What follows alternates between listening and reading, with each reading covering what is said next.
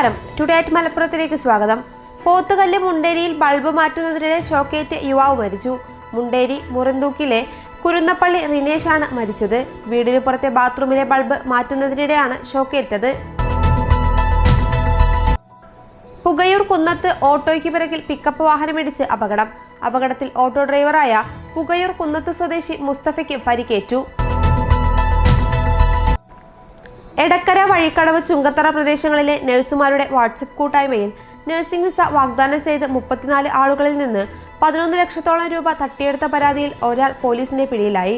തൃശൂർ തിരുവില്ലാമല സ്വദേശി കലാനി വീട്ടിൽ KR രഞ്ജിത്തിനെയാണ് Edakkara police arrest ചെയ്തത്.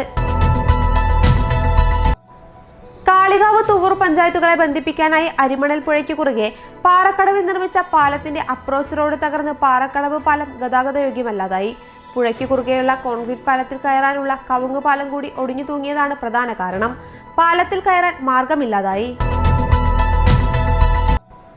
പൊന്നാനി BM പാർക്കിലെ നവീകരണം ഒക്ടോബർ മാസത്തോടെ പൂർത്തിയാകും. കുട്ടികൾക്ക് വേണ്ടിയുള്ള വിവിധ റൈഡുകളും ഉപകരണങ്ങളും ഉപയോഗിക്കാൻ പറ്റാത്ത വിധം തുരുമ്പെടുത്ത് നശിച്ചതിനെ തുടർന്ന് ജില്ലാ ടൂറിസം വകുപ്പിന്റെ നേതൃത്വത്തിൽ അറ്റകുറ്റപ്പണികൾ നടക്കുന്നുണ്ട്. വിവിധ വകുപ്പുകൾക്ക് കീഴിലെ പ്രശ്നങ്ങൾക്കുള്ള പരിഹാരം താലൂക്ക് വികസന സമിതിയിൽ തീരുമാനിച്ചിട്ടും തുടർ പ്രവർത്തന നടപടികൾ റിപ്പോർട്ടായി സമർപ്പിക്കാത്തതിനെതിരെ പ്രതിഷേധവുമായി അംഗങ്ങൾ രംഗത്ത്. തീരുമാനങ്ങൾ ഉദ്യോഗസ്ഥർ അടുത്ത വികസന സമിതിക്ക് മുമ്പായി റിപ്പോർട്ടായി സമർപ്പിക്കണമെന്ന് യോഗം തീരുമാനിച്ചു.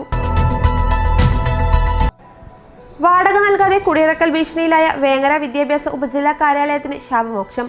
വേങ്ങര ഗ്രാമപഞ്ചായത്ത് ഓഫീസ് നേരത്തെ പ്രവർത്തിച്ചിരുന്ന ബസ് സ്റ്റാൻഡ് കോംപ്ലക്സിലെ വിശാലമായ ഹാളുകൾ വിദ്യാഭ്യാസ ഓഫീസിന് തുറന്നു നൽകാൻ വേങ്ങര പഞ്ചായത്ത് ഭരണസമിതിക്ക് തീരുമാനമായി.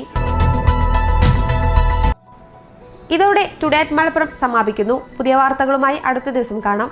നന്ദി.